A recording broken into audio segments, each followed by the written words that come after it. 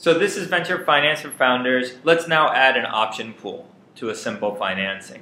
So we still have the same scenario. Bob and Mary are co-founders in this company. They each own 50% of the company. Dave is a new investor who will invest $1 million at a pre-money valuation of $4 million. But Dave now says, Bob and Mary, you need to have an option pool for employees that you're going to hire with this $1 million.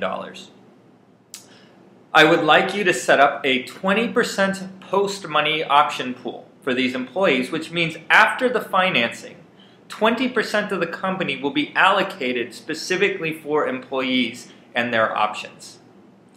Given these new deal terms, the question is, what will the new cap table look like? Well, it's fairly simple again. Dave still owns rights on $1 million of the $5 million post-money valuation. So he still owns 20% of the company.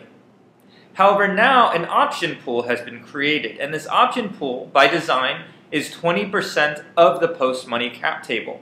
Therefore, the option pool must also be worth $1 million of the company. Effectively, what's happening is, out of the financing, Bob and Mary are carving $1 million out to disperse to employees. Yet again, this is a zero-sum game. So where does that $1 million come from? Where does the 20% come from? Well, it doesn't come out of Dave's investment. It comes out of Bob and Mary. So where in a simple financing without an option pool, Bob and Mary owned 40% of the company each. They now only own 30% each, which means each of them took $500,000 worth of equity and gave it to future employees. It's an important point to note that the option pool is always taken out of the founders or the existing shareholders. It is almost never taken out of the new investors by convention.